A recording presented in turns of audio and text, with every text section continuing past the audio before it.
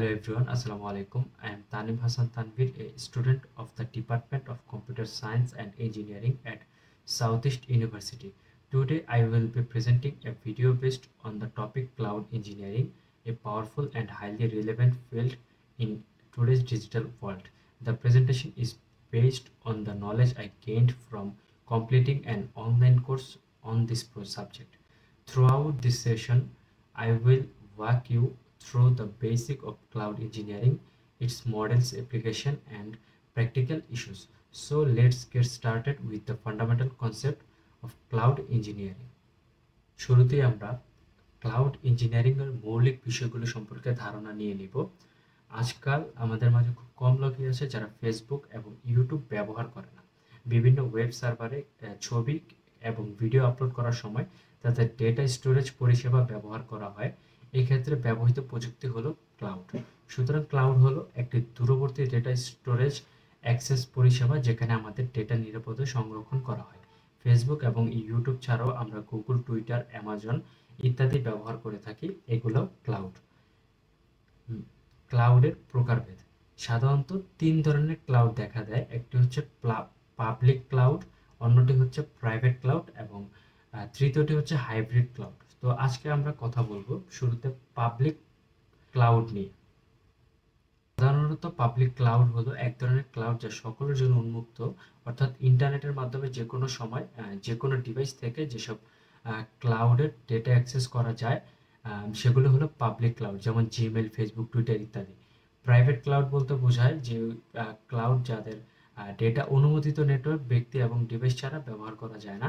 উদাহরণস্বরূপ bank software. এই সফটওয়্যারটি ব্যাংকের শাখা এবং ব্যাংকের নির্ধারিত ডিভাইস ছাড়া অন্য কোনো ডিভাইসের মাধ্যমে ব্যবহার করা যায় না। এই ধরনের ক্লাউড হলো একটি প্রাইভেট ক্লাউড। 3 নম্বর বিষয়টি হচ্ছে হাইব্রিড ক্লাউড। যেসব ক্লাউডের তথ্য ব্যক্তিগত, পাবলিক উভয় নেটওয়ার্কের মাধ্যমে অ্যাক্সেস করা যায় সেগুলোকে হাইব্রিড ক্লাউড বলে। উদাহরণস্বরূপ আমরা যদি বলি, দেখা যায় একটি শিক্ষা প্রতিষ্ঠানের কথা ভাবি, যেখানে ভর্তির বিজ্ঞপ্তি, পাঠ্যক্রম, ফলাফল এবং সম্পর্কিত তথ্যের জন্য যে কেউ ওয়েবসাইটে অ্যাক্সেস করতে পারে। এটি একটি পাবলিক ক্লাউড। আবার একই ওয়েবসাইটে একজন শিক্ষক বা মডারেটর নোটিশ, ফলাফল প্রকাশ বা অন্যান্য অফিসিয়াল কাজ করতে পারেন, কিন্তু অন্য কেউ করার অনুমতি নেই। তাদের এই ব্যক্তিগত ক্লাউডটি হচ্ছে এবং পাবলিক এবং প্রাইভেট ক্লাউডটি সম্মিলিতভাবে হচ্ছে একটি হাইব্রিড ক্লাউড।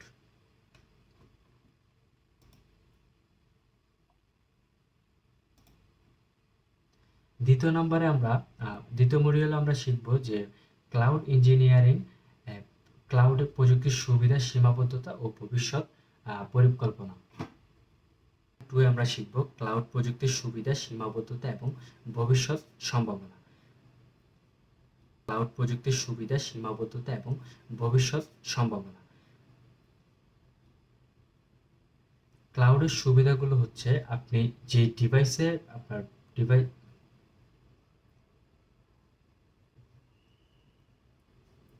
ক্লাউডের সুবিধাগুলো হলো আপনার ক্লাউডে রাখা ডেটাগুলো আপনি যে কোনো ডিভাইস থেকে অ্যাক্সেস করতে পারবেন। আপনার ডেটাগুলো নিরাপদে থাকবে। একই ডেটা একাধিক ডিভাইস থেকে একই সময় অ্যাক্সেস করা যাবে। এছাড়া ডেটা অ্যাক্সেসের জন্য কোনো আলাদা সফটওয়্যারের প্রয়োজন হয় না। যেমন আপনার ফেসবুক কন্টেন্ট যে কোনো ডিভাইস থেকে আপনি এবং আপনার সকল বন্ধুরা দেখতে পান। এবং এখন আমরা জানবো যে ক্লাউডের সীমাবদ্ধতা। ক্লাউডের কিছু সীমাবদ্ধতাও রয়েছে। সীমাবদ্ধতা হলো ইন্টারনেট অথবা ইন্টারনেট ছাড়া ডেটা অ্যাক্সেস করা যায় না এবং ডেটা অ্যাক্সেসের গতিও ইন্টারনেটের গতির উপর নির্ভর করে। যেমন আপনার জিমেলের মেইল আপনি ইন্টারনেট ছাড়া ব্যবহার করতে পারবেন না, তেমনি আপনার মেইলের ডাউনলোড, আপলোড আপনার ইন্টারনেট গতির উপর নির্ভর করে থাকে। ফলে ইন্টারনেটের গতি কম থাকলেও ক্লাউড সেবাও ধীর গতিতে সম্পূর্ণ হয়। এখন আমরা জানবো যে ক্লাউড প্রযুক্তির ভবিষ্যৎ ও সম্ভাবনা। প্রযুক্তির সুবাদে একাধিক মানুষ কাজের ক্ষেত্র যেমন কমে যাচ্ছে, আবার অপরদিকে প্রযুক্তি ব্যবহার করে কাজ করার ব্যাপক সম্ভাবনা তৈরি হচ্ছে। ক্লাউড কম্পিউটিং একে সহজ করে দিচ্ছে। গুগলের তথ্য মতে 2020 সালে ক্লাউড কম্পিউটিংয়ে বিশ্বব্যাপী বিনিয়োগ হয়েছে প্রায় 227 বিলিয়ন মার্কিন ডলার। এছাড়া 2024 সালের মধ্যে বেশিরভাগ উদ্যোক্তা এবং প্রতিষ্ঠানে ক্লাউডের সঙ্গে পুরোপুরি যুক্ত হয়ে কার্যক্রম পরিচালনা করবেন। ফলে এই সেক্টরে আরো নতুন করে হাজার হাজার কাজের সম্ভাবনা তৈরি হচ্ছে। আবার গুগলের ধারণা মতো 2025 সালে ক্লাউড কম্পিউটিংয়ের ব্যবহার বর্তমানের চেয়েও 5 গুণ বেড়ে যাবে। ক্লাউড কম্পিউটিং সিস্টেমের মাধ্যমে আগামী বছরগুলোতে এই প্রযুক্তি এক অসীম যোগাযোগ স্থাপন করবে। ফলে মানুষ তখন রাউটার, ব্যক্তিগত নেটওয়ার্ক এসব নিয়ে আর কথাই বলবে না। আগামীতে ছোট ছোট কোম্পানিগুলো তাদের কোম্পানি ওয়ার্কস্টেশনের জন্য আলাদাভাবে কোনো কম্পিউটার, রাউটার, টাওয়ার, সার্ভার এসবের পরিবর্তে খুব সহজেই মাউস, মনিটর, কিবোর্ড নিয়ন্ত্রণ করার জন্য থিন ক্লায়েন্ট প্রযুক্তি ব্যবহার করবে। ফলে ক্লাউডের গুরুত্ব হাজার গুণে বেড়ে যাবে। মডিউল 1.3 তে আমরা জানব ক্লাউড ইঞ্জিনিয়ারিং এর বেসিক ধারণা অর্থাৎ ক্লাউড সার্ভিস এবং ডেপ্লয়মেন্ট মডেল সম্পর্কে। সার্ভিস বা সেবার ধরন অনুযায়ী ক্লাউড কম্পিউটিংকে 3 ভাগে ভাগ করা যায়।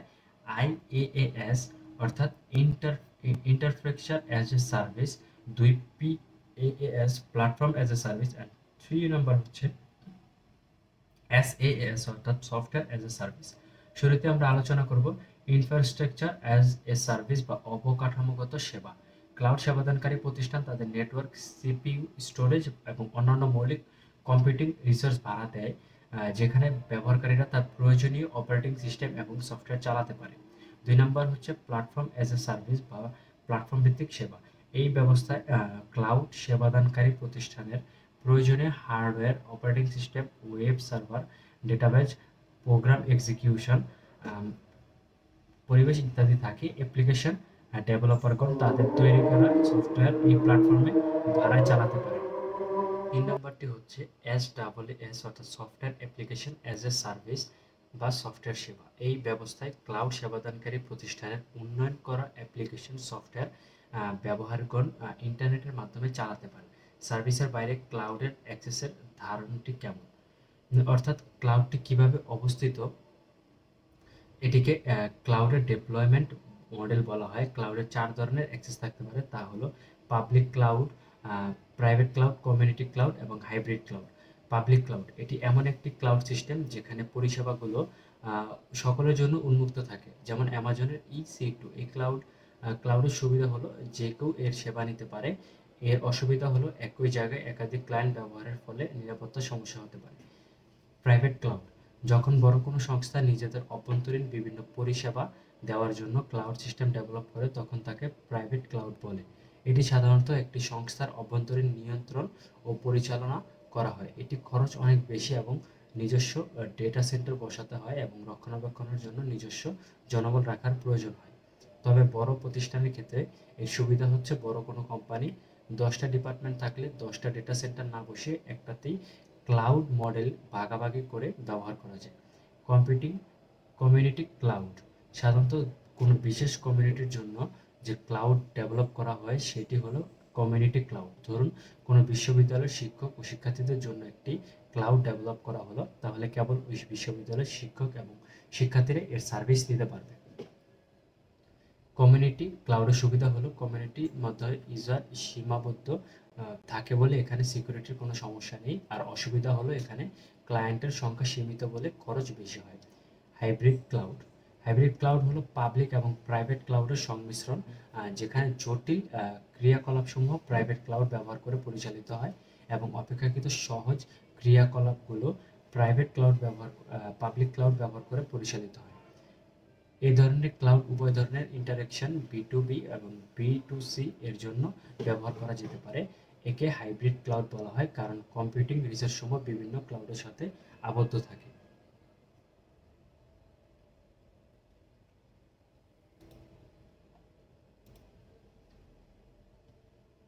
মডিউল 1.4 এ আমরা শিখব ক্লাউড সেবাসমূহের ব্যবহার। পাবলিক ক্লাউড এমন একটি সিস্টেম যেখানে পরিষেবাগুলো সকলের জন্য উন্মুক্ত থাকে।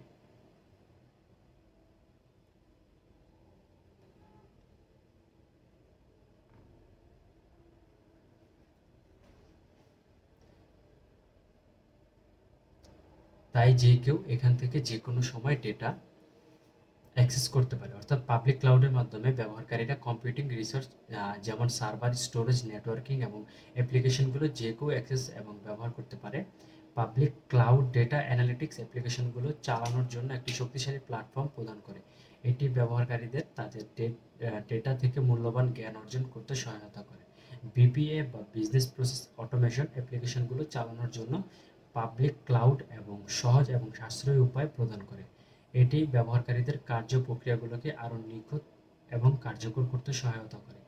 পাবলিক ক্লাউড সার্ভিস প্রদানকারী প্রতিষ্ঠান যেমন গুগল, অ্যামাজন, এমনকি মাইক্রোসফট তাদের নিজস্ব ডেটা সেন্টারে পাবলিক ক্লাউডের অবকাঠামো স্থাপন ও পরিচালনা করার মাধ্যমে বিভিন্ন ধরনের সার্ভিস প্রদান করে থাকে। প্রাইভেট ক্লাউডের ব্যবহার। প্রাইভেট ক্লাউড সম্পূর্ণভাবে একটি একক প্রতিষ্ঠানের জন্য সেই প্রতিষ্ঠান নিজস্ব ব্যবস্থাপনা পরিচালিত হয়। প্রাইভেট ক্লাউড অনেক সময় একটি থার্ড পার্টি ব্যবস্থাপনায় পরিচালিত হতে পারে। প্রাইভেট ক্লাউড অবকাঠামোগতভাবে অভ্যন্তরীণ বা বাহ্যিকভাবে প্রতিষ্ঠিত হতে পারে। এটি না বললেই নয় যে প্রাইভেট ক্লাউড পরিচালনা অত্যন্ত ব্যয়বহুল, তবে অনেক বড় প্রতিষ্ঠানের অনেকগুলো শাখায় ডেটা সেন্টার না বসিয়ে একটিমাত্র প্রাইভেট ক্লাউড ডেটা সেন্টার স্থাপন করে প্রতিষ্ঠানটির জন্য অপেক্ষাকৃত কম খরচে কাজ পরিচালনা করা যায়। হাইব্রিড ক্লাউডের ব্যবহার। পাবলিক এবং প্রাইভেট ক্লাউডের সংমিশ্রণই হলো hybrid cloud. Hybrid cloud wide area network, ওয়েন লোকাল এরিয়া নেটওয়ার্ক, লেন অথবা ভার্চুয়াল প্রাইভেট নেটওয়ার্ক ভিপিএন ছাড়াও অ্যাপ্লিকেশন প্রোগ্রামিং ইন্টারফেস এপিআই এর মাধ্যমে বিভিন্ন কম্পিউটারের সাথে সংযুক্ত থাকে।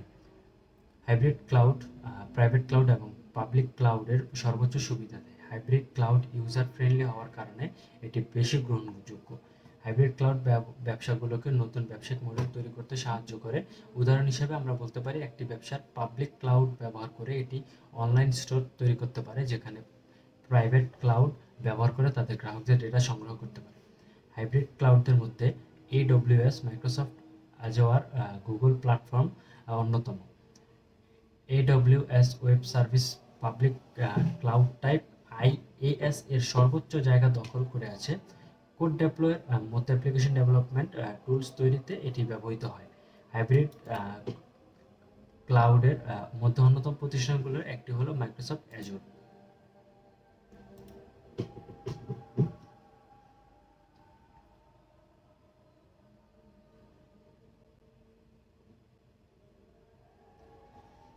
মডিউল 2.1 এ আমরা জানব যে ক্লাউড প্ল্যাটফর্মের সুইচিং কনফিগারেশন। প্রথমে কোর সুইচকে কনসোল কেবলের সাথে সংযুক্ত করতে হবে।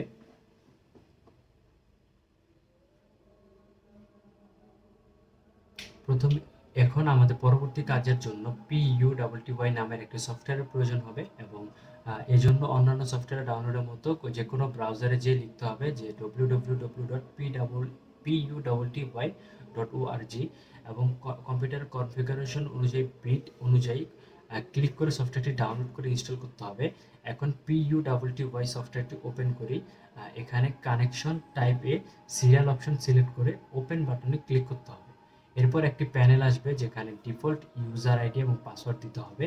এরপর একটি উইন্ডো আসবে, এজন্য আমাদের ভার্চুয়াল ল্যান ক্রিয়েট করতে হবে। এজন্য আমাদের কনফিগারেশন টার্মিনাল লিখে এন্টার প্রেস করতে হবে।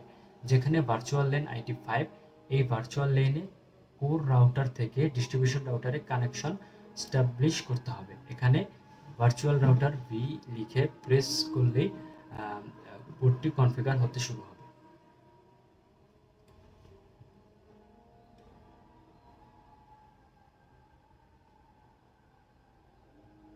অনুরূপভাবে নেটওয়ার্ক ডিমান্ড অনুযায়ী ডিস্ট্রিবিউশন সুইচ এবং সার্ভার ফার্ম সুইচ কনফিগার করতে হবে। এরপর মডিউল 2.2 আমরা জানব internet and data connectivity in cloud platforms, অর্থাৎ ক্লাউড প্ল্যাটফর্মে ইন্টারনেট এবং ডেটা কানেকশন। এখানে ডায়াগ্রামে দুটো কানেকশন দেখানো হয়েছে, যা ISP1 এবং ISP2 দুটি ভিন্ন রাউটারে কানেক্ট করা হয়েছে। এটির কারণ হলো যে কোনো সময় ISP এবং অথবা রাউটার ফল বা ডাউন হতে পারে। এই ব্যাকআপটি রাখার কারণ হচ্ছে যাতে করে ডেটা সেন্টারে ইন্টারনেট সংযোগে কোনো সমস্যায় পড়তে না হয়।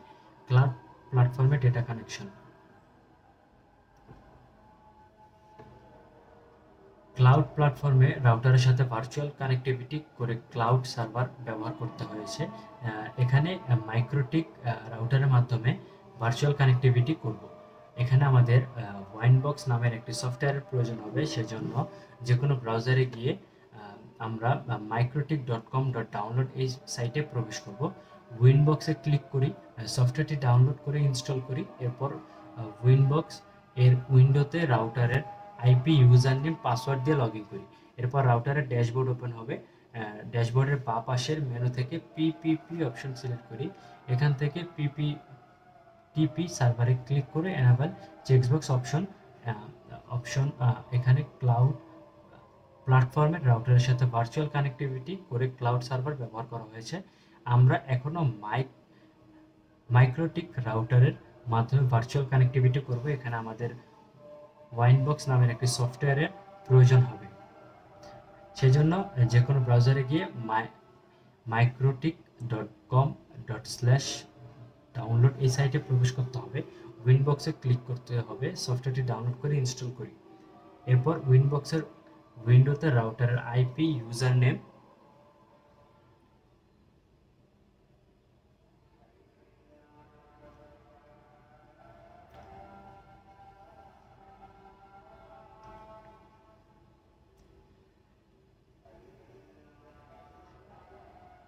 এনেবল চেকবক্স অপশন সিলেক্ট করি এবং টিকমার্ক অন করি। এখন ওকে বাটনে ক্লিক করি। এরপর সিক্রেট অপশন ক্লিক করে অনুমোদিত ইউজার আইডি এবং পাসওয়ার্ড ক্রিয়েট করি। এভাবে আমরা ক্লাউড প্ল্যাটফর্মে ডেটা কানেকশন তৈরি করব। ফিজিক্যাল ডেটা কানেক্টিভিটি কিভাবে তৈরি করা যায় তা আমরা দেখব। এখানে আমরা দেখতে পাচ্ছি ডেটা সেন্টারের সাথে ব্রাঞ্চ অফিসারের সরাসরি কানেকশন। এটির জন্য ব্রাঞ্চ অফিস ও ডেটা সেন্টার ডেটার সাথে ব্রাঞ্চ অফিস সরাসরি কানেক্টেড ফাইবার তারের মাধ্যমে। এই কানেকশন প্যাচকার্ড এসএফডি মডুলার ব্যবহার করা হয়। এখানে ক্লাউড প্ল্যাটফর্মের রাউটার এবং ইউজারের রাউটার সরাসরি কানেক্টিভিটি করা হয়েছে, যাকে আমরা বলি P2P, point to point data connectivity. এই কানেকশন ব্যবহার করে ইউজার যে কোনো সময় তার নেটওয়ার্কের মধ্য থেকে ক্লাউড সার্ভারগুলো ব্যবহার করতে পারবে।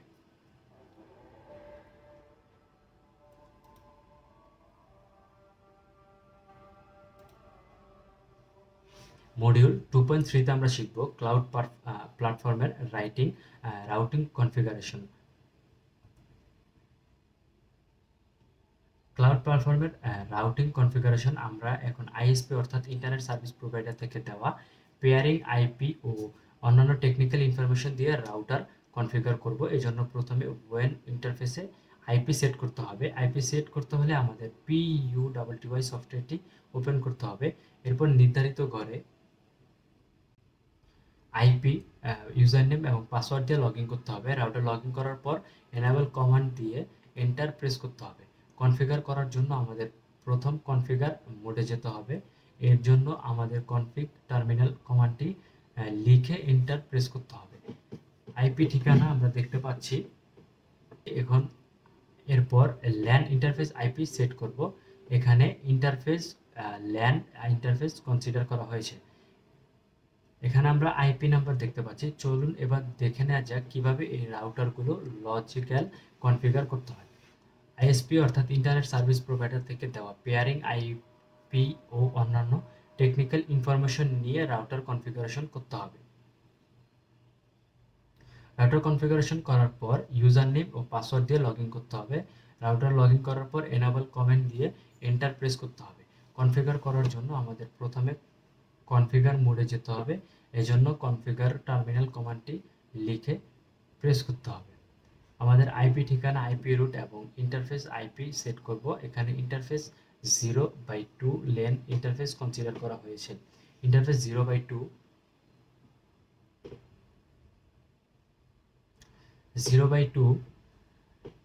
দেখতে পাচ্ছি। রাউটার কনফিগারেশন সম্পূর্ণ হলো। আমরা আমাদের নেটওয়ার্ক ডিমান্ড অনুযায়ী রাউটার কনফিগার করলাম, তবে নেটওয়ার্ক ডিমান্ড অনুযায়ী কনফিগারেশন ভিন্নতা আসতে পারে। একইভাবে নেটওয়ার্ক ডিমান্ড অনুযায়ী রাউটার কনফিগারেশন করতে হবে। মডিউল 3.1 এ আমরা শিখব স্টোরেজ সিস্টেমের প্রকারভেদ এবং SAN স্টোরেজ, অর্থাৎ navigate the world of storage. সার্ভারে 3 ধরনের স্টোরেজ ব্যবহার করা হয়ে থাকে: DAS direct attached storage, NAS network attached storage এবং SAN storage area network. SAN storage হচ্ছে স্যান স্টোরেজ ফিজিক্যাল কনফিগার করতে স্টোরেজটি এইচডিডি ইনস্টল করে ব্যাংক মাউন্ট করে সার্ভার ফার্ম সুইচের সাথে কানেক্ট করতে হবে। আমাদের স্টোরেজ এইচপি এমএসএ 2040 এবং আমাদের ব্রাউজার ওপেন করব এবং ডিফল্ট আইপি 10.0.03 ব্যবহার করে ইন্টারফেসের ভিতর লগ ইন করার জন্য ব্যবহারকারীর নাম ম্যানেজ এবং পাসওয়ার্ড ম্যানেজ করে সাইন ইন করতে হবে।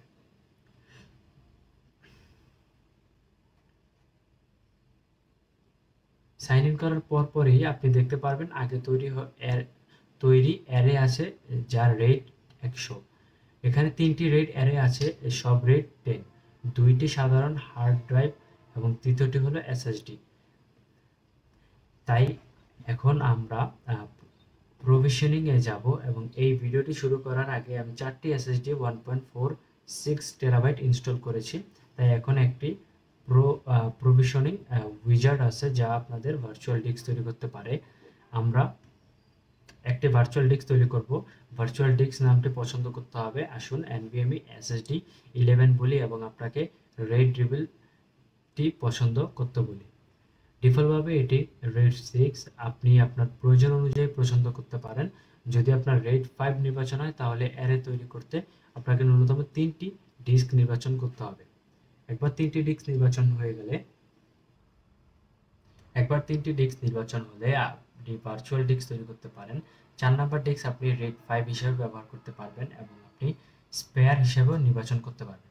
যদি আপনার RAID 5 অ্যারে ডিগ্রেড হয় তাহলে আপনি অ্যারোটিকে স্বয়ংক্রিয়ভাবে পুনর্নির্মাণ করতে 4 নম্বর ডিস্ক ব্যবহার করতে পারেন। এখানে RAID 10 সিলেক্ট করতে হবে। আমরা এই ক্ষেত্রে RAID 10 দরকার, কারণ RAID 10 কিছুটা দ্রুত। তাই আমি RAID 10 কে বেছে নেব এবং এখানে আমাকে ডিস্কের নম্বর নির্বাচন করতে হবে। তবে এটি অটোমেটিক্যালি যে কোনো কন্ট্রোলারের কাছে অ্যাসাইন করবে। আপনি এখানে দেখতে পারেন মোট স্টোরেজ 6.4 টেরাবাইট, প্রতিটি হার্ড ড্রাইভ 1.6 টেরাবাইট 4 গুণ। কিন্তু একবার আপনি RAID 10 অ্যারে তৈরি করলে এটি স্টোরেজ অর্ধেক ভাগ করবে। সুতরাং আমরা এখানে 3.2 টেরাবাইট ব্যবহারযোগ্য ডিস্ক স্পেস পাবো। চলুন ভার্চুয়াল ডিস্ক তৈরি করা যাক।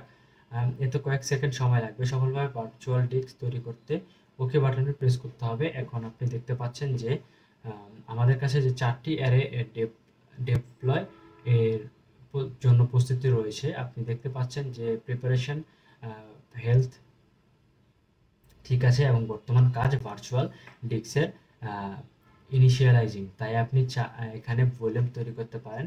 এতে কিছু সময় লাগবে। এটি শুরুর সময় আপনি বাকি পার্টিশন এড়াতে আমি LAN 0, LAN 1, LAN 2, LAN 3 বেছে নিই। তাই এবার আমার LAN 4 বেছে নেব, তারপর অ্যাপ্লাই দিতে হবে। এটি বলছে এটি ডিফল্ট ম্যাপিং ব্যবহার করে একাধিক হোস্টকে এই ভলিউম অ্যাক্সেস করার অনুমতি দেবে। সুতরাং আপনি যদি আপনার এনভায়রনমেন্টের সমস্ত ক্লাস্টার, নোড বা সমস্ত হোস্টগুলোকে অ্যাক্সেস দিতে চান তবে এটি ম্যাপিংটি করবে না। একাধিক হোটেল ভলিউম মাউন্ট এবং করাপশন সৃষ্টি করা এড়াতে একের পর এক ম্যাপ করা হয়, কারণ আপনি যদি ফেইল ওভার ক্লাস্টারের সাথে পরিবেশ না থাকে সফটওয়্যার ইনস্টল করা আছে। তাই আমি বেছে নেব ইয়েস। আমি ভলিউম তৈরি ডিফল্ট ম্যাপিং ব্যবহার করব। এতে কয়েক সেকেন্ড সময় লাগবে। এখন ভলিউম সফলভাবে তৈরি হয়েছে, শুধু ওকে দিতে হবে। এখন আপনি এখানে দেখতে পারেন এখন আমাদের 4টি অ্যারে রয়েছে। স্যান স্টোরেজ লজিক্যাল কনফিগার করতে default IP, user name, password দিয়ে লগ ইন করে সার্ভারের ডিমান্ড অনুযায়ী স্টোরেজ থেকে স্পেস ডিস্ট্রিবিউশন করে নিতে হবে। এরপর আমরা দেখব নেস্ট স্টোরেজ সম্পর্কে।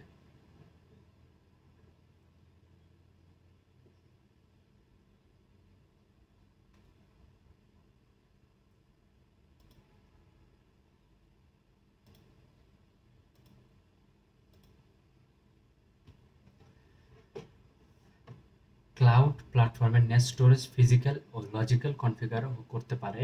নেট স্টোরেজ ফিজিক্যাল কনফিগার করতে প্রথম স্টোরেজটি এইচডিডি ইনসার্ট করে র্যাঙ্ক মাউন্ট করে সার্ভার ফার্ম সুইচের সাথে কানেক্ট করতে হবে। আমাদের সিনোলজি সেটআপের পরবর্তী পর্যায়ে আমাদের নেটওয়ার্ক ন্যাস খুঁজে বের করতে হবে। এটি করার অনেকগুলো উপায় রয়েছে। এখন এটি করার সবচেয়ে সহজ উপায় হচ্ছে নেটওয়ার্ক সংযুক্ত স্টোরেজ বা ন্যাস। প্রকৃতপক্ষে যে কোনো ধরনের নেটওয়ার্কিং যত বেশি অভিজ্ঞ তারা খুব সহজে একটি ডিভাইস খুঁজে পেতে সক্ষম হয়। কিন্তু আমি দৃঢ়ভাবে সিনোলজি অ্যাসিস্ট্যান্ট নামে একটি টুল ডাউনলোড করার পরামর্শ দিচ্ছি।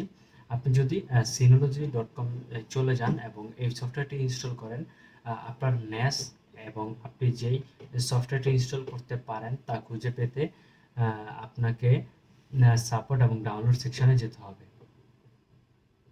আমার ক্ষেত্রে DS220 এই মুহূর্তে অ্যাভেলেবেল না, যার কারণে অ্যাসিস্ট্যান্ট সফটওয়্যারটি রাখার জন্য যে কোনো ন্যাস দেখতে পাচ্ছেন এখানে আমাদের ফার্মওয়্যার আছে। যদি আপনি একটু ম্যানুয়ালি ডাউনলোড করতে চান তবে আমার আজ এটি ব্যবহার করতে যাচ্ছি। আপনারা যা ব্যবহার করতে চাই তা হলো ডেস্কটপ ইউটিলিটি এবং সঠিক বলতে সিনোলজি অ্যাসিস্ট্যান্ট। এখন নিশ্চিত করুন যে আপনি যেই ভার্সনটি ডাউনলোড করেছেন ব্যবহার করতে চাই তা হলো ডেস্কটপ। নিশ্চিত স্টোরেজ নিডসের জন্য সবচেয়ে উপযুক্ত। আমাদের ক্ষেত্রে এটি একটি উইন্ডোজ এনভায়রনমেন্টে চালাচ্ছি, তাই আমি এখানে ক্লিক করব। এটি ইনস্টল সত্যি সহজ এবং সোজা। ন্যাস আর্কিটেকচারে আমরা hard disk, processor, LAN connection, shared access folder এইসব এগুলো দেখতে পাচ্ছি। অ্যাডভান্টেজ অফ ন্যাস ইউজ করার অ্যাডভান্টেজ হচ্ছে centralised accessibility, reversed data protection, simplified management, cost effective solution and ideal for SMBS। ন্যাসের কমন ইউজ কেসেস হচ্ছে অফিস এবং home sharing. আপনারা খুব সহজেই অফিসগুলোতে এই ন্যাসের ব্যবহার দেখে থাকবেন। মাল্টিমিডিয়া হাব, ব্যাকআপ এবং রিকভারি, টিম কোলাবোরেশন, এসব ক্ষেত্রে ন্যাসের ব্যবহার করা হয়ে থাকে। এখন আমরা যদি ন্যাস ভার্সেস SAN এর একটা পার্থক্য দেখি, সেক্ষেত্রে আমরা কয়েকটি জিনিসই মিল এবং অমিল দেখতে পাচ্ছি। পুরো বিষয়টা যদি আমরা সামারি করি তাহলে ন্যাস এবং SAN এর মধ্যে সবচেয়ে বেশি সিম্পল এবং অ্যাফোর্ডেবল হচ্ছে ন্যাস, আইডিয়াল ওয়ার্কলোডস এবং SMB essential, crucial for small and medium entrepreneurship. সবগুলো ক্ষেত্রে ন্যাস খুবই কার্যকরী। ফ্রিতে আমরা দেখব যে লাইব্রেরি এবং সার্ভার স্টোরেজের কানেকশন এবং কনফিগারেশন। এই শিক্ষণফল হচ্ছে এই টিউটোরিয়াল শেষে ক্লাউড প্ল্যাটফর্মের ট্যাব লাইব্রেরির ফিজিক্যাল এবং লজিক্যাল কনফিগারেশন ব্যাখ্যা করতে পারবো। ক্লাউড প্ল্যাটফর্মের সার্ভারের সাথে স্টোরেজের কানেকশন দিতে পারবো। ট্যাব লাইব্রেরি, প্রথম ট্যাব লাইব্রেরিতে এফসি কার্ডের মাধ্যমে সার্ভারের সাথে কানেক্ট করে নিতে হবে এবং কার্ডিসগুলোকে ইনসার্ট করতে হবে। ট্যাব লাইব্রেরিকে কনফিগার করতে যে কোনো ব্রাউজার ওপেন করে ব্রাউজারে IMM পোস্ট লিখে এন্টার দিলে সার্ভারের ম্যানেজমেন্ট মডিউল ঢুকতে পারবেন। প্রতিটা সার্ভারে নিজস্ব কিছু ডিফল্ট ব্যাক পাসওয়ার্ড দেওয়া থাকে, সেই ইউজার নেম এবং পাসওয়ার্ড দিয়ে আপনাকে সার্ভারে ইন্টারফেস দেখাতে হবে। এখান থেকে আপনি আপনার storage server tab library configuration করতে পারবেন। ট্যাব লাইব্রেরিতে ডেটা ব্যাক নিতে কিছু পেইড সফটওয়্যারের প্রয়োজন হবে, যেমন সিমটেক, ব্যাকআপ, আইড্রাইভ ইত্যাদি। সার্ভারের সাথে স্টোরেজের কানেকশন কনফিগারেশন। সার্ভারের সাথে স্টোরেজ কানেকশনের জন্য যে হার্ডওয়্যারগুলো দরকার সেগুলো হলো SFP মডুলার, অপটিক্যাল প্যাচ কার্ড, UTC প্যাচ কার্ড কানেকশন। এই সুইচের মোট 24টি সুইচ পোর্ট আছে। এই সুইচ পোর্টের ভেতর 1 নম্বর পোর্ট আমরা সার্ভারে কানেক্ট করে জন্য সিলেক্ট করেছি 1 নম্বর পোর্ট এবং প্যাচ কার্ডটি কানেক্ট করলাম। এখন আমি UTP প্যাচ কার্ডের অন্য পার্ট নিয়ে সুইচের 1 নম্বর পোর্টে কনফিগার করা আছে এবং সার্ভারের 1 নম্বর পোর্ট কনফিগার করা আছে। আমি এখন কেবলটি সার্ভারের 1 নম্বর পোর্টে কানেক্ট করলাম। আমার এর আগে মিডিয়া কানেক্টিভিটি দেখেছি, এখন আমরা অপটিক্যাল মিডিয়া কানেক্টিভিটি দেখব। অপটিক্যাল প্যাচ কার্ড থেকে কানেক্টিভিটি করতে চাইলে প্রথমে আমাদের অপটিক্যাল প্যাচ কার্ডের সাথে এসএফপি মডুলার কানেক্টিভিটি করে নিতে হবে। আমরা এসএফপি মডুলারের সাথে অপটিক্যাল প্যাচ কার্ডের যে কানেক্ট করে দিলাম, এখন আমরা এসএফপি 24 নম্বর পোর্ট কানেক্ট করলাম।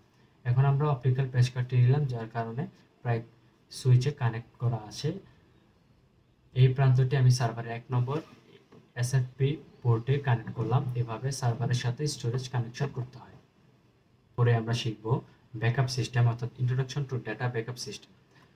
এখানে এই ডায়াগ্রামে দুটো ডেটা সেন্টার দেখানো হয়েছে, যার একটিকে আমরা ডেটা সেন্টার ও অপরটিকে আমরা ডিআর বলি। একটি সফটওয়্যারের মাধ্যমে ডেটা সেন্টার এর স্টোরেজ থেকে ডিআর এর স্টোরেজ ডেটাগুলো স্বয়ংক্রিয়ভাবে চলে যাবে।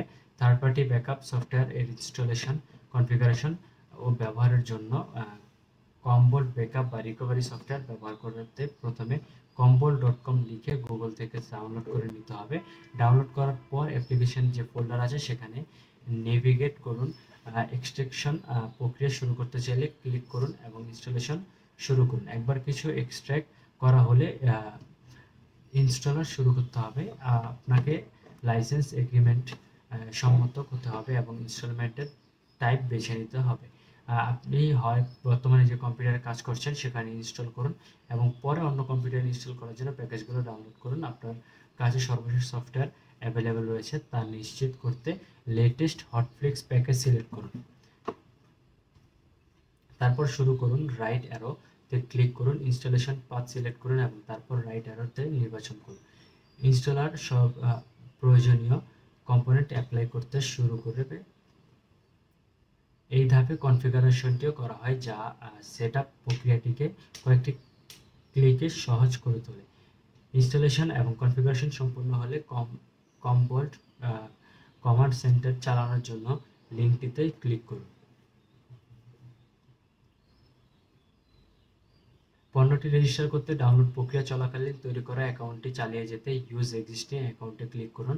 আপনার ইমেল অ্যাড্রেস এবং স্বয়ংক্রিয় পাসওয়ার্ড এবং সেই সাথে আপনার অ্যাক্টিভেশন কোড লিখুন যা ইমেলে অ্যাড্রেসে পাঠানো হয়েছিল। তারপর রেজিস্ট্রেশনে ক্লিক করুন। এখন আপনি রেজিস্ট্রেশন করেছেন, আপনি ইনিশিয়াল অ্যাপ্লিকেশন সেট আপ করতে কমাবোল্ড কমান্ড সেন্টারে এগেইন বক্সে টিক দিতে পারেন যাতে ভবিষ্যতে পপ আপ দেখা না যায়। এখন চূড়ান্ত স্টেপ সম্পূর্ণ করতে লেটস গেট স্টার্টেড বাটনে ক্লিক করুন। কোড সেটআপের অংশ হিসাবে আমাদের ইমেল ব্যাকআপ এর জন্য 4টি স্টোরেজ পুল এবং ইমেল কনফিগার করার জন্য একটি সার্ভার ব্যাকআপ প্ল্যান কনফিগার করতে হবে। কোড সেটআপের অংশ আমাদের ইমেল ব্যাকআপ এর জন্য স্টোরেজ পুল এবং ইমেল কনফিগার করার জন্য একটি সার্ভার ব্যাকআপ প্ল্যান কনফিগার করতে হবে। আপনার ইমেল অ্যাকাউন্ট কনফিগার করার জন্য নিম্নলিখিত ডিটেলস ব্যবহার করে কন্টিনিউ বাটনে ক্লিক করতে হবে। একটি সাধারণত নাম টাইপ এবং পাথ সহ একটি স্টোরেজ পুল অ্যাড করতে পারে। অবশেষে আপনি একটি সার্ভার ব্যাকআপ পরিকল্পনা তৈরি করবেন। ডিফল্টে আমরা শুরু করার জন্য সবচেয়ে সাধারণ সেটিংস সহ সবকিছু পূরণ করেছি এবং এটি কম্পিউটার সফটওয়্যারের ট্রায়ালের সাথে আপনাকে আপ করতে এবং চালানোর জন্য এটি অত্যন্ত সহজ। আমরা শিখব ভার্চুয়ালাইজেশন প্ল্যাটফর্ম। এই টিউটোরিয়াল শেষে আমরা শিখতে পারবো যে ক্লাউড প্রযুক্তি ভার্চুয়ালাইজেশন প্ল্যাটফর্ম ব্যাখ্যা করতে পারবো। ভার্চুয়ালাইজেশন প্ল্যাটফর্মের EXSI সফটওয়্যার সম্পর্কে জানার জন্য আমাদেরকে প্রথমে সার্ভারটি লগ ইন করতে হবে। আমরা লগ ইন করার জন্য যে কোনো ব্রাউজারে গিয়ে সার্ভারে আমরা যে আইপিটি কনফিগার করেছি সেই আইপিটি এখানে দিব এবং দেওয়ার পর এন্টার বাটনে প্রেস করব। তাহলে আমাদের কাছে লগ ইন পেজটি চলে আসবে। এখানে আমরা ইউজার নেম এবং পাসওয়ার্ড দিয়ে লগ ইন করতে হবে। আমাদের ESXi টোটাল ক্যাপাসিটি কত, সিপিইউ মেমোরি কতটুকু ফ্রি আছে, স্টোরেজ কতটুকু ফ্রি আছে এবং কতটুকু ক্যাপাসিটি। আমরা যদি এখানে ক্রিয়েট বা রেজিস্ট্রেশন ডিএম অপশনে ক্লিক করি তাহলে আমরা একটি নতুন ভিএম ক্রিয়েট করতে পারব। যদি এখন শাটডাউন অপশনটি ক্লিক করি তাহলে এই সার্ভারটি শাটডাউন হয়ে যাবে। যদি আমি রিবুট অপশনে ক্লিক করি তাহলে এই সার্ভারটি রিবুট হয়ে যাবে।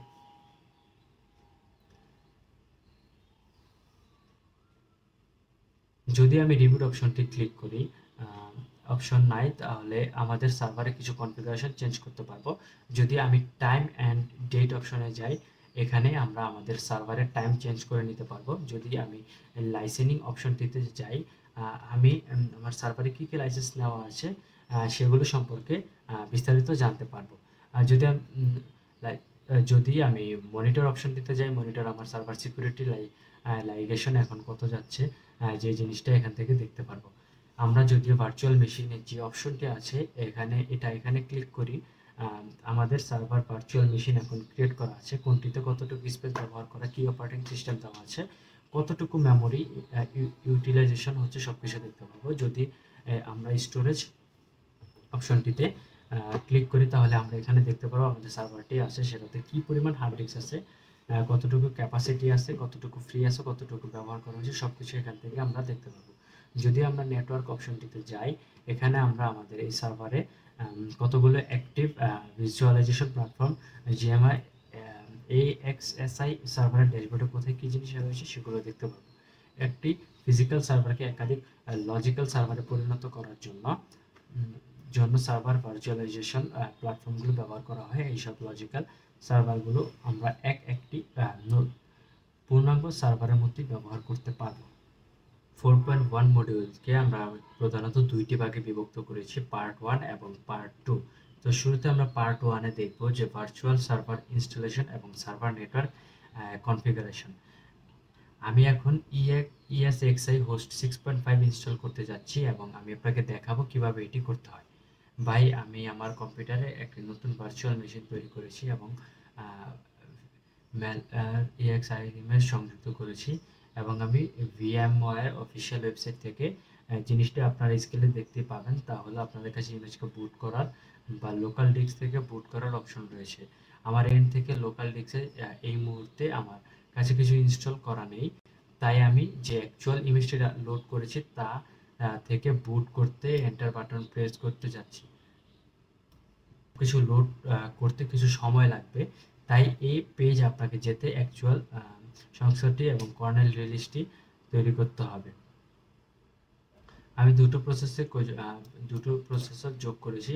আপনারা দেখতে পাচ্ছেন যে আমি দুটো প্রসেসর যোগ করতে চাই, কিন্তু এগুলো ভার্চুয়াল এবং আমি হোস্টে 12 GB মেমোরি যোগ করেছি। আপনারা যে প্রথমে উইন্ডোতে দেখতে পান, এটি মূলত একটি ওয়েলকাম উইন্ডো যা আপনাকে বলবে যে ESXi সমস্ত সিস্টেমে কাজ করবে না। সুতরাং আপনি যদি প্রোডাকশন এনভায়রনমেন্ট এর জন্য তৈরি করে থাকেন, তবে এটি প্রয়োজনীয় এবং কম্পাটিবিলিটি পেজের সাথে কনসাল্ট করা আবশ্যক, যাতে আপনারা নিশ্চিত করতে পারেন যে আপনারা যে হার্ডওয়্যারটি ব্যবহার করতে চাচ্ছেন সেটি VMware এর সাথে চলতে ক্যাপাবল। আরেকটি বিষয় খুবই গুরুত্বপূর্ণ, তা হচ্ছে আপনারা যদি একটি নির্দিষ্ট হার্ডওয়্যার ইনস্টল করতে যাচ্ছেন, উদাহরণস্বরূপ HP, ডেল বা অন্যান্য হার্ডওয়্যার, সেক্ষেত্রে এই সাইটে এবং ইমেজ ডাউনলোড করা সর্বদা ভালো। এই হার্ডওয়্যার প্রস্তুতকারকদের ESXi ইমেজ, কারণ সেখানে একটি নির্দিষ্ট ইমেজ HP সিস্টেমের জন্য আপনি HP সার্ভারের জন্য কার্নেল ড্রাইভারগুলোতে তৈরি করেছেন এবং সেগুলো ইমেজটির সাথেই তৈরি করা হয়। এই ইমেজটি যে আমি ইনস্টল করতে যাচ্ছি এটি একটি সাধারণ ইমেজ, এতে কোনো নির্দিষ্ট ড্রাইভার বা কিছু থাকে না। সুতরাং আপনারা যে হার্ডওয়্যারটি তৈরি করতে যাচ্ছেন তা যাচাই করা গুরুত্বপূর্ণ। তারপরও প্রপার ইমেজ সিলেক্ট করুন। তাই আমি কন্টিনিউ করার জন্য এন্টার বাটনে চাপতে যাচ্ছি এবং আমাকে লাইসেন্স এগ্রিমেন্ট পড়তে হবে। যা আমি এখানে যোগ করতে পারি তা হলো, আপনি বিভিন্ন হার্ডওয়্যার উপাদানগুলোতে ESXi ইনস্টল করতে পারেন। উদাহরণস্বরূপ এটি বাধ্যতামূলক নয় এবং আপনি হার্ড ড্রাইভে অপারেটিং সিস্টেম ইনস্টল করতে বাধ্য নন। আপনি উদাহরণস্বরূপ SD কার্ড ব্যবহার করতে পারেন। আপনি যদি একটি ফ্ল্যাশ ড্রাইভে ব্যবহার করতে পারেন। আপনি এক্ষেত্রে ভার্চুয়াল মেশিনে একটি একক 4 GB ডিস্ক সংযুক্ত করেছি এবং এটি ব্যবহার করতে যাচ্ছি। আর কন্টিনিউ করতে এন্টার ক্লিক করতে পারি। এটি আমার কিবোর্ড লেআউটের জন্য জিজ্ঞাসা করবে, যা আমি সেট করতে যাচ্ছি ডিফল্ট, এবং এটি আমাকে ESXi হোস্টের জন্য রুট পাসওয়ার্ড ইনপুট করতে বলবে। তাই আমাকে এটি অ্যাড করতে দিন পাসওয়ার্ড ম্যাচ করে আমি আপনার কন্টিনিউ করতে এন্টার ক্লিক করতে যাচ্ছি। আমি যে ডিস্কটি উল্লেখ করেছি তাতে আমি ESXi ইনস্টল করতে চাই কিনা তা আমাকে বারবার জিজ্ঞাসা করবে এবং আপনারা সতর্কতা দেখতে পাচ্ছেন যে এই ডিস্কটি রিপার্টিশন করা হবে, তাই সতর্ক থাকুন যেখানে আপনি অ্যাকচুয়াল অপারেটিং সিস্টেম ইনস্টল করেছেন। তাই আমি নিশ্চিত করতে F11 ক্লিক করতে যাচ্ছি।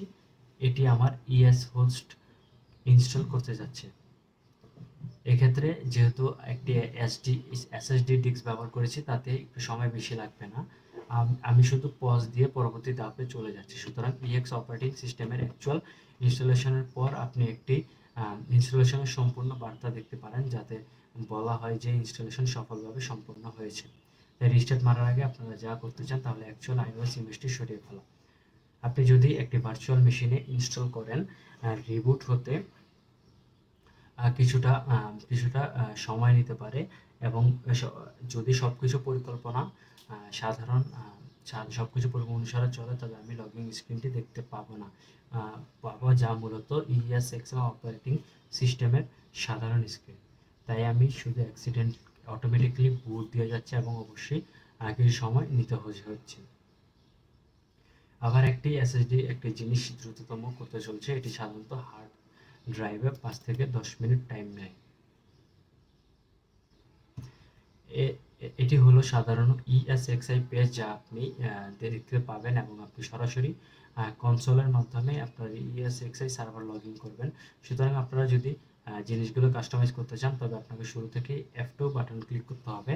এখন আমি আপনাদের দেখাবো কিভাবে প্রকৃত ESXi হোস্ট কনফিগার আপনার মূল ধাপে ধাপে কনফিগার করতে হবে। আমরা তাই প্রথম জিনিস যা দেখতে পাচ্ছি,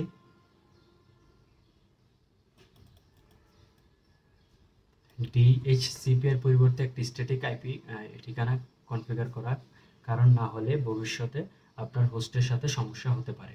ল্যাব এনভায়রনমেন্টের কারণে এটিকে DHCP এর উপর ছেড়ে যেতে পারেন, কিন্তু প্রোডাকশনের ক্ষেত্রে এটি স্ট্যাটিক সবসময় থাকবে।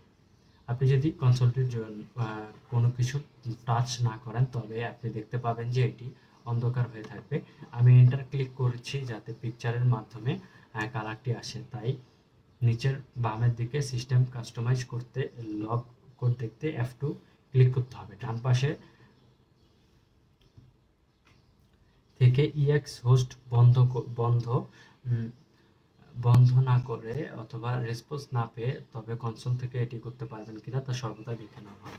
তাই আমি F2 ক্লিক করছি, যাতে আমি অথেন্টিকেশন করতে বলবে, যাতে আমি হোস্টের সাথে কানেক্ট করতে পারি। যদি V1 ট্যাগিং কনফিগারেশন থাকে এবং আপনি আলাদা করতে চান, যেমন একটি নির্দিষ্ট V1 নেটওয়ার্ক পরিচালনা করতে চান, তাহলে এভাবে করতে পারেন। তাই আমার ক্ষেত্রে কোনো V1 ট্যাগিং নেই, তাই আমি এটা যেভাবে আছে সেভাবে রাখছি। এটা IPv4 কনফিগারেশন, তাই যদি আমি এন্টার ক্লিক করি, তবে আমার কাছে বেশ কয়েকটি অপশন রয়েছে। প্রথমটি হলো IPv4 নিষ্ক্রিয় করা, দ্বিতীয়টি হলো এটি ডাইনামিক বা DHCP হোস্ট নির্ধারিত IPv4 অ্যাড্রেস ব্যবহার করা, এবং তৃতীয় অপশনটি হলো একটি স্ট্যাটিক IP অ্যাড্রেস সেট করা, এবং অপশনগুলোর মধ্য দিয়ে যাওয়ার জন্য আপ এবং ডাউন অ্যারো কি ব্যবহার করা যেতে পারে। আপনারা যদি IPv6 এনভায়রনমেন্ট থাকে, তাহলে আপনি কমিউনিকেশনের জন্য IP6 ব্যবহার করতে পারেন। তাই আমার DHCP থেকে DNS কনফিগারেশন করতে আপনার ডোমেইন কন্ট্রোলার সার্ভারে আমার DHCP এর IP ঠিকানা পেয়েছি। যদি এই অপশনগুলো পরিবর্তন করতে চান, তাহলে আপনাকে DNS পরিবর্তন করতে পারেন। প্রয়োজনে একটি অল্টারনেটিভ DNS সার্ভার যোগ করতে পারেন। আমার একটি একক ডোমেইন কন্ট্রোলার আছে, তাই আমি এটি ব্যবহার করব। এখানে হোস্ট নামের জন্য এটিকে NLVEXA করতে লোকাল হোস্ট পরিবর্তন করতে যাচ্ছি, তাই আমি ESXi এর হোস্টের নাম পরিবর্তন করতে যাচ্ছি। শুরুতে আমরা দেখব যে virtual server installation server network configuration. এখন আমরা দেখব EXSI সার্ভারে কিভাবে একটি হোস্ট ক্রিয়েট করা যায়। এই জন্য আমাদেরকে প্রথমে EXSI সার্ভারে IP সার্ভার দিয়ে লগ ইন করতে হবে। আমরা যখন কোনো একটি ব্রাউজারে ব্রাউজ করব, তখন এরকম একটি লগইন পেজ আসবে। এখানে গিয়ে আমরা আমাদের ইউজার নেম এবং পাসওয়ার্ড দিব। ইউজার নেম এবং পাসওয়ার্ড দেওয়ার পর আমরা সার্ভারে লগ ইন করতে পারবো। লগ ইন করার পর আমরা সার্ভারের সব কিছু দেখতে পারবো। এখানে গিয়ে আমরা ভার্চুয়াল মেশিন অপশনে ক্লিক করব। তারপর আমরা ক্রিয়েট রেজিস্টার ডিএম অপশনে যাব। এখানে গিয়ে আমরা ক্রিয়েট বা নিউ ভার্চুয়াল মেশিন এই অপশনটি চুজ করব, আর টেস্ট নাম দিব ভার্চুয়াল মেশিন দিয়েছি। এরপর আমরা সেখানে গেস্ট ওএস ফ্যামিলি সিলেক্ট করব যে কি টাইপের ওএস দিতে চাচ্ছি। আমি ধরে নিচ্ছি আমি উইন্ডোজ ওএস দিব। তারপর আমি উইন্ডোজ ওএস এই ভার্সনটি সিলেক্ট করব। আমি মাইক্রোসফট উইন্ডোজ 10 64 বিট অপশনটি সিলেক্ট করলাম। এরপর আমি নেক্সট অপশনে যাব। এখানে আমাদের স্টোরেজ অপশনটি দেখাবে। আমি আমার স্টোরেজ অপশনটি সিলেক্ট করে নিব। এখান থেকে মেশিনের জন্য স্টোরেজ অ্যালোকেট করবে। এরপর আমি এখানে সিপিইউ অপশনে গিয়ে সিপিইউ সিলেক্ট করব যে কয় কোর দিতে চাচ্ছি। আমি ধরে নিচ্ছি আমি 8টি কোর দিব। এখান থেকে 8টি কোর সিলেক্ট করলাম। এরপর আমি এখান থেকে র্যাম সিলেক্ট করতে পারবো যে আমি কতটুকু র্যাম দিতে চাচ্ছি। আমি ধরে নিচ্ছি যে আমি এখানে 4 জিবি র্যাম দিতে চাচ্ছি এবং 4 জিবি র্যাম রাখবো আমি পরবর্তীতে পরিবর্তিত করার জন্য। হার্ড ডিস্ক অপশন থেকে আমরা হার্ড ডিস্ক সিলেক্ট করতে পারবো। আমি ধরে নিচ্ছি আমি 200 জিবি হার্ড ডিস্ক নিব। এরপর নিচে সিডি ডিভিডি ড্রাইভ 1 থেকে আমরা সিলেক্ট করব যে কোথা থেকে আমাদের অপারেটিং সিস্টেমটি বুট হবে। এখান থেকে আমরা ডাটা স্টোর iOS ফাইল অপশনটি সিলেক্ট করব। সিলেক্ট করার পর আমরা আমাদের অপারেটিং সিস্টেমকে দেখিয়ে দেবো যে আমরা এটি ইনস্টল করতে চাচ্ছি। এটি ইনস্টল করার পর আমরা সিলেক্ট করে দেব। এরপর নেক্সট অপশনে ক্লিক করব। ক্লিক করার পরে আমরা এখান থেকে ফিনিশিং করে দেব। ফিনিশ দেওয়ার পরে আমার নতুন একটি ভার্চুয়াল মেশিন ক্রিয়েট হবে। যেমন টেস্ট একটি ভার্চুয়াল মেশিন ক্রিয়েট হয়েছে। এখন আমরা যদি টেস্ট নামটি ক্লিক করি তাহলে আমরা দেখতে পারবো যে ভার্চুয়াল মেশিনটি ক্রিয়েট হয়ে গিয়েছে এবং এখান থেকে আমাদের উইন্ডোজ অপারেটিং সিস্টেমটি ইনস্টল করতে পারবো। এখানে আমরা উইন্ডোজ অপারেটিং সিস্টেমটি ইনস্টল করব। একইভাবে প্রক্সমক্স সিট্রক্স ইনস্টল করে সার্ভার ভার্চুয়ালাইজ করা যায়, তবে ব্র্যান্ড ও প্রোভাইডার অনুযায়ী ইনস্টলেশন কিছুটা ভিন্ন হতে পারে। মডিউল 5-এ আমরা দেখব যে ডেটা ফেয়ারওয়েল কনফিগারেশন, অর্থাৎ হচ্ছে ডেটা ফেয়ার কনফিগারেশন কি। প্রথমে ফিজিক্যাল কানেকশন করে নিতে হবে, এরপর লজিক্যাল কানেকশন কনফিগারেশন করে নিতে হবে। ডেটা ফেয়ারওয়েল এর লজিক্যাল কনফিগারেশন করার জন্য ফর্টিনেট ফায়ারওয়াল ব্যবহার করব। এই জন্য প্রথমে ফায়ারওয়ালের আইপি অ্যাড্রেস দিয়ে এবং আইডি পাসওয়ার্ড দিয়ে ফায়ারওয়ালে লগ ইন করতে হবে। ফায়ারওয়ালে লগ ইন করার পর আমাদের ফায়ারওয়ালে আইপি বসাতে হবে। আমরা আইপি বসানোর জন্য নেটওয়ার্ক থেকে ইন্টারফেস অপশনে যাব। আমরা ধরে নিচ্ছি আমাদের নেটওয়ার্ক ইন্টারফেস হচ্ছে পোর্ট নং 18-তে রয়েছে। আমরা পোর্ট নং 18-তে ক্লিক করে এখানে এডিট অপশনে যাব। এডিটে যাওয়ার পর আমরা এখানে আইপি বসাতে পারবো। যেহেতু আমরা ডেটা ফায়ারওয়াল কনফিগার করছি, আমরা ধরে নিচ্ছি আমাদের 2টা ল্যান আছে, একটা ল্যান থেকে আরেকটা ল্যান আমাদের রিচেবল করতে হবে।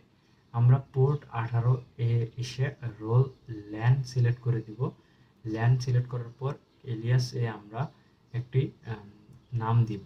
ওটার নাম দিচ্ছি L1। এখানে এসে আইপি অ্যাড্রেস দিতে হবে এবং সাবনেট মার্কস করতে হবে। আমরা আইপি অ্যাড্রেস ধরে নিচ্ছি 192.168.0.24। এখানে সাবনেট মার্কস 24 ধরে নিচ্ছি। আমরা এখানে পিং অপশনটি সিলেক্ট করে নিব, এরপর ওকে দিব। এভাবে আমাদের একটি ল্যান কনফিগার হয়ে যাবে। ঠিক এমন করে আমরা 19 লাইনে আরেকটি ল্যান কনফিগার করব। আমরা পোর্ট নং 19 সিলেক্ট করে এখানে এডিট অপশনে যাব। এখানে এলিয়াসে আমরা একটি নাম দেব, রোল ল্যান সিলেক্ট করে দেব। এলিয়াসে আমরা দিচ্ছি L2। এরপর এখানে এসে আইপি অ্যাড্রেস দিতে হবে এবং সাবনেট মার্কস দিতে হবে। আমরা আইপি অ্যাড্রেস ধরে নিচ্ছি, এখানে সাবনেট মার্কস 24 দিয়ে নিব। একটি পলিসি কনফিগার করব। পলিসি কনফিগার করার জন্য আমরা পলিসি অপশনে যাব। সেখান থেকে আমরা ফায়ারওয়াল পলিসি অপশনে যাব। এখানে আমরা নিউ ক্লিক করব। এখানে আমরা নাম দিচ্ছি ল্যান। এখানে আমাদের আপকামিং ইন্টারফেস দেখতে পাবো। ইনকামিং ইন্টারফেস হচ্ছে কোনো ইন্টারফেস থেকে আমাদের ট্রাফিকটি আসবে। আমরা ধরে নিচ্ছি আমাদের ট্রাফিকটি পোর্ট নং 18 থেকে আসবে এবং আউটগোয়িং ইন্টারফেস কোনটি, মানে যে পোর্টে ট্রাফিকটি যাবে তা দেখাতে হবে। আমরা ধরে নিচ্ছি আমাদের আউটগোয়িং ইন্টারফেসটি হবে 19 নং পোর্ট। আমরা 19 নং পোর্ট সিলেক্ট করে নিব। এরপর আমাদেরকে আমাদের সোর্স আইপি অ্যাড্রেসটি এখানে দিতে হবে এবং ব্ল্যাঙ্ক রাখতে পারি। ব্ল্যাঙ্ক রাখলে আমাদের 18 নং পোর্ট থেকে যত ট্রাফিক আসবে সবগুলো ট্রাফিক 19 নং পোর্টের মধ্যে ফায়ারওয়াল কনফিগারেশন করতে পারবো। ইন্টারনেট ফায়ারওয়াল কনফিগারেশন করার জন্য 3 তে আমরা DMZ জোন কনফিগারেশন সম্পর্কে জানবো। সেম ভাবে আমরা DMZ কনফিগারেশনটি করে নিতে পারি আমাদের আইপি থেকে 18 পোর্টালটির মাধ্যমে। এতে করে আমরা আমাদের DMZ জোনের আইপিটি কনভার্ট করতে পারবো। এখন আমাদেরকে এক পলিসি কনফিগার করতে হবে, যেহেতু ফায়ারওয়াল পলিসি ছাড়া একটি পোর্ট থেকে আরেকটি পোর্টে ট্রাফিক যায় না, এজন্য আমাদেরকে ট্রাফিক পলিসি কনফিগার করতে হবে। আমরা পলিসি থেকে ফায়ারওয়াল পলিসিতে যাব, এখান থেকে ক্রিয়েট নিউতে যাব। এখন যেমনটি বলেছিলাম DMZ হচ্ছে আমাদের ইন্টারনেট পিসির সার্ভারগুলো থাকবে, বাইরের ব্যবহারকারীরা যে সার্ভারগুলোর অ্যাক্সেস পাবে, মানে ট্রাফিকটা আমাদের ইন্টারনেট থেকে আমাদের DMZ জোনে আসবে। আমি ধরে নিচ্ছি ইন্টারনেট ইনকামিং ইন্টারফেস পোর্ট নং 19 এবং আউটগোয়িং ইন্টারফেসটি হচ্ছে পোর্ট নং 18। এরপর আমরা এর একটি নাম দিব ওয়েন টু DMZ, আমরা অপশনে অ্যাকসেপ্ট দিব। নেট বন্ধ করব, প্রোটোকল অপশন ডিফল্ট থাকবে। এরপর আমরা এভাবেই আমরা DMZ কনফিগার করতে পারবো। The end of this presentation on cloud engineering. I hope you find the content informative and helpful in understanding uh, how cloud technologies are shaping for of the future IT infrastructure and services. Thank you so much for your watching this video and giving your time and attention. If you have any question and feedback, feel free to reach out. Once again, this is Tanim Hassan Tanvir signing off. Stay curious, keep learning. Assalamu alaikum.